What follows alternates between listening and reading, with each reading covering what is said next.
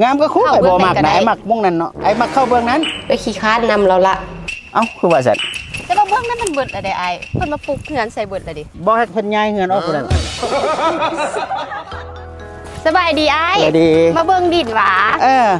ยังอยู่หวะนี่ยังอยู่ยังแถวใดเนี่ยซั่นมันจะยังอยู่โซนนี้โซนใกล้ๆเฮือนคนหลายๆแถวนี้เลยงามก็คู่ไปบ่มักนะไอ้มักม่วงนั้นเนาะไอ้มักเข้าเบื้องนั้นมาเข้าเบื้องนั้นเบื้องนั้นมันมาแต่ทางโรงงานแม่นมาแต่โรงงานมีตลาดหยังเข้ามาเด้เสียดายเด้เนาะ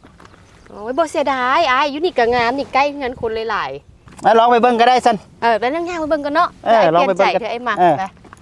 เด้ไอ้ตอนนี้เด้ไอ้มักบ่นี่งามสิวะแม่นแต่ว่าไอ้มักตัวนั้นนะเว้ยไอ้มักเบื้องนั้นเด้แต่ว่าเบื้องนั้นมันเบิดอะไรไอ้เพิ่นมาปลูกเฮือนใส่เบิดเลยดิบ่ให้เพิ่นย้ายเฮือนออกพุ่นน่ะเพิ่นย้ายเฮือนออกพุ่นน่ะเพิ่นย้ายเฮือนออกพุ่นน่ะโอ้คันเพิ่นบ่ทันปลูกนี่เนาะสิลมน้ำเพิ่นได้อยู่อันนี้เพิ่นปลูกแล้วบ่ได้เด้ไอ้ว่าอย่างซี่ซะพันมีตอดรุดจอกน่ะโทรบอกอ้ายนี่คันรุดจอกเนาะ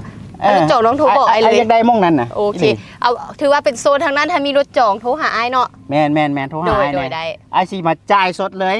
อ้ายบ่มักควันมักดาว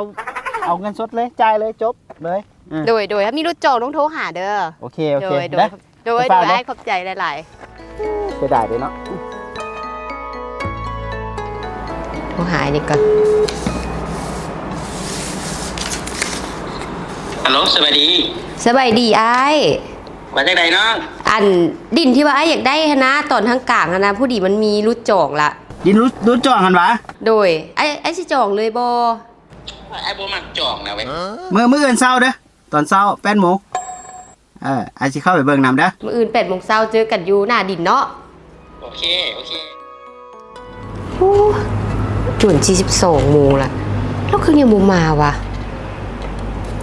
โทรหาเราก่อน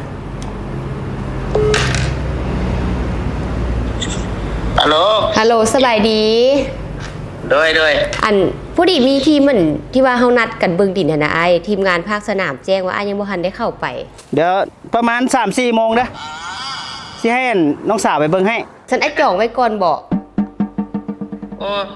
ไอ้บ่มักจองนะให้น้องสาวไปเบิ่งให้ซะประมาณจักโมงมื้อนี้นี่แหละเด้อมื้อนี้บ่อ้ายนัดพบสนามให้เนี่ยโอ้ได้3-4 โมงมื้อนี้เนาะโอเคอ้ายขอบใจโอเค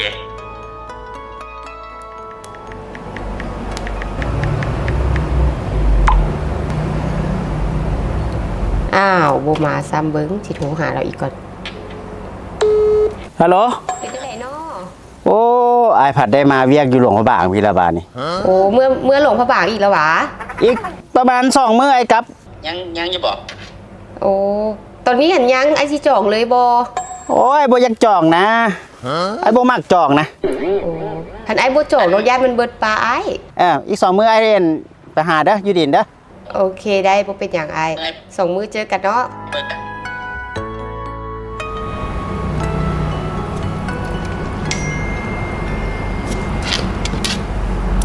ไปน้ำดินตุลุจอง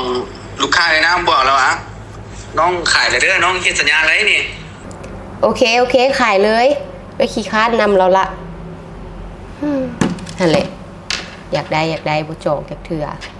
ขายปะเพิ่นก่อนน้ำโดยไอ้อยู่ไสดินจอนรุดจองไอ้อยู่แถวนี้แม่นบ่แม่นอยู่แถวนี้แต่ว่าน้องขายเลยได้ไอ้เพิ่นมาเอาแล้วดิคือว่าซั่นคือว่าเสียไว้ให้ไอ้ไอ้บ่จองดิ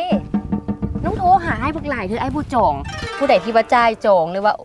มาเฮ็ดสัญญาก่อนมันเพิ่นจะให้ผู้นั้นก่อนโอ้เสียดายเด้เนาะบัดนี้เนาะโดยมันบ่ได้เข้าแล้วสนามเบิ่งนี่นะเอาเข้าเบิ่งนั้นก็ได้ไปเอาตัวนั้นเนาะจองไว้เนาะเอาตัวนั้นจ่ายสดเลยบ่เฮ็ดสัญญาเลยเฮ็ดสัญญาเลยปั๊มโปเลยเลยสนะ